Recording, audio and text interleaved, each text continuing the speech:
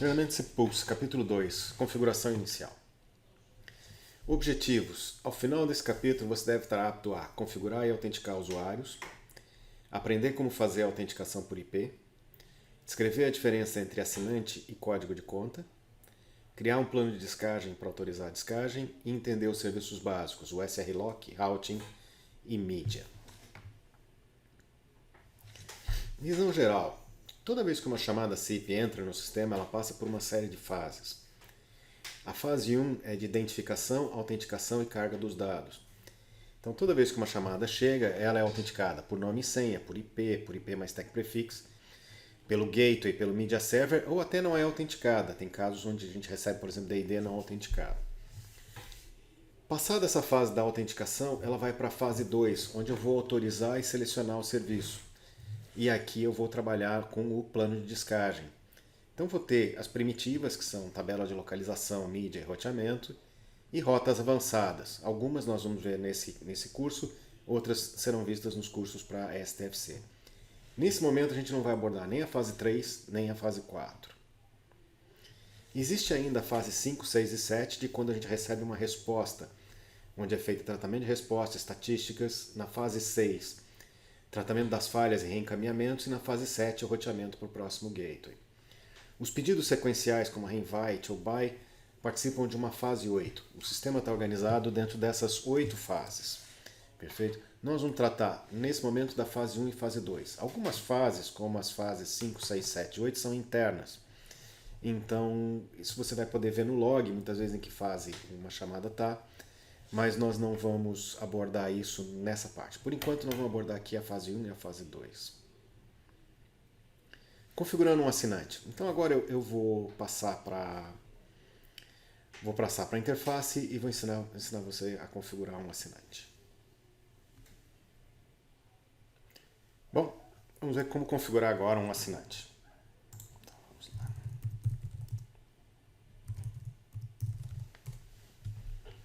Demo de mim, entrei aqui e agora eu vou entrar em subscribers, são assinantes. Vamos colocar em português aqui para ficar mais fácil. Então, assinantes. Aqui está a parte assinantes, eu vou entrar no domínio demo.cppulse.com. Tem vários assinantes, eu vou colocar aqui um novo.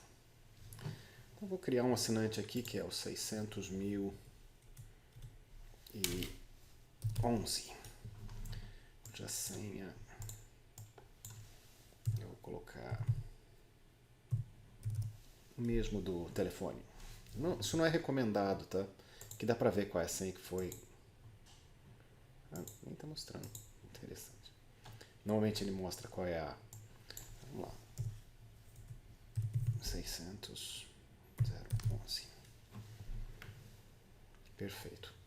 Domínio, demo.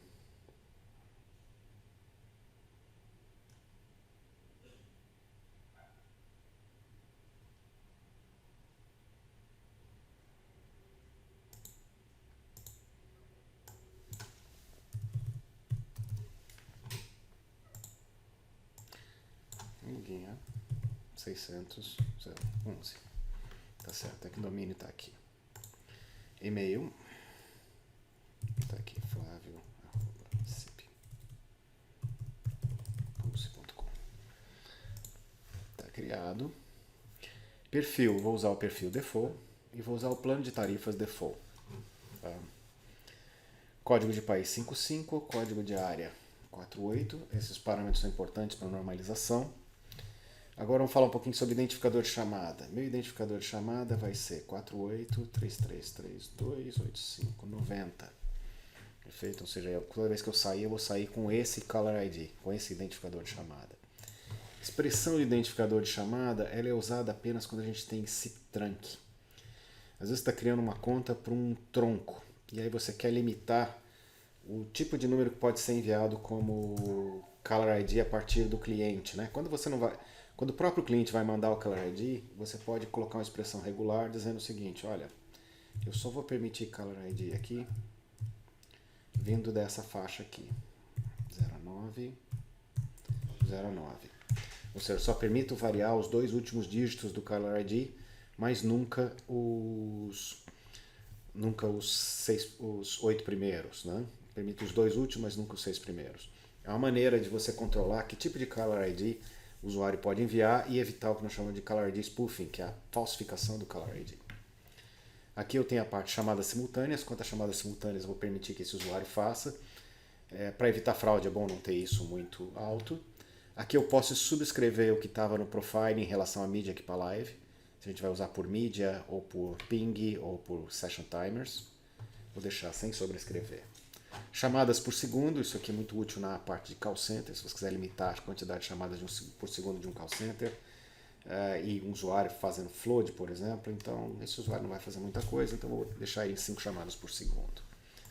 Ativar o recebimento e a execução de chamadas, isso ajuda você o cliente não pagou, ele pode receber chamada, mas não pode fazer chamada. Aqui ele pode fazer os dois. Aqui se eu quiser ativar o SIP Trace, né? Aqui se eu quiser ativar a parte de gravação de chamadas, bloqueio de chamadas anônimas. São chamadas que vêm como anônimos, com Caller ID bloqueado, isso também existe em SIP. Bloquear chamadas a cobrar, isso aqui só funciona para STFC, a chamada tem que entrar com 90 na frente. Chamadas privadas, se eu quiser enviar uma chamada como anônimo. Ativar estatísticas do dia, se eu quiser ver as estatísticas do usuário, desse usuário específico no dashboard. E ocultação de topologia, que é, para esse cliente aqui, eu quero que o chamado saia, a chamada saia como se tivesse sido originada no proxy, né? No SIFPulse e não no cliente. Isso oculta dados do cliente. Ok, é isso que eu preciso para colocar. Posso ainda entrar em bilhetagem e colocar dados de contrato aqui no sistema, tipo número de contrato, nome, quem é a revenda, se ele tiver revenda, os dados. Existe aqui ativação de notificação de saldo baixo. Quero ativar notificação de saldo baixo. Nesse caso aqui não está disponível. E ativar a cota de consumo é outra coisa que eu posso... Provavelmente nosso serviço de notificação de saldo baixo não tá ativo. Deixa eu fazer uma coisa, deixa eu salvar esse usuário primeiro, para a gente não perder nada. Perfeito? Uma vez salvo eu passo a ter uma série de dados. Limpar cache para ele poder existir. Ainda assim a ativação aqui não tá rodando. Depois eu posso ver por que é. Exaldo, como ele não tem crédito, provavelmente não tem como ativar isso nesse momento. Passando agora, posso ativar a cota de consumo e dizer, olha, ele pode consumir no máximo 500 minutos por dia. Ou eu posso dizer que ele pode consumir no máximo R$500 por dia. Isso também ajuda bastante a limitar fraude e é bem importante. Classe 5, nós temos um capítulo só sobre classe 5. PBX nós não vamos ver nesse curso. STFC nós não vamos ver nesse curso. E PRO são recursos de call center que nós vamos ver num outro treinamento. Por enquanto nós vamos concentrar em geral e bilhetagem nesse exato momento de criar o usuário. Então, está criado o usuário. Vamos agora salvar.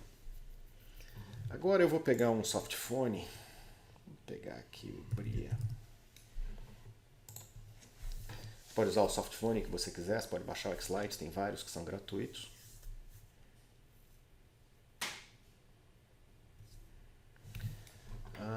Softphone, Account Settings. Vou desativar essa conta e vou adicionar mais uma conta SIP. Essa minha conta SIP, eu vou chamar ela de 600.011. Então eu vou dizer que o usuário é 600.011. Domínio demo.sipulse.com. Senha 600.011. Display name 600.011. Authorization name 600.011. Deixa eu só dar uma olhada numa coisa aqui. Ping demo.cppulse.com. Está resolvendo para o endereço certo. Então, se está resolvendo para o endereço certo, eu posso autenticar por domínio, não preciso especificar um proxy aqui. Chamada e presença, mensagem instantânea. Ok. Bom, registrado. Apareceu aqui ready. Significa que está pronto e que está registrado. Então, esse usuário já está registrado. Eu posso registrar um outro telefone, mas por enquanto eu só fiz o registro, está autenticado por nome e senha.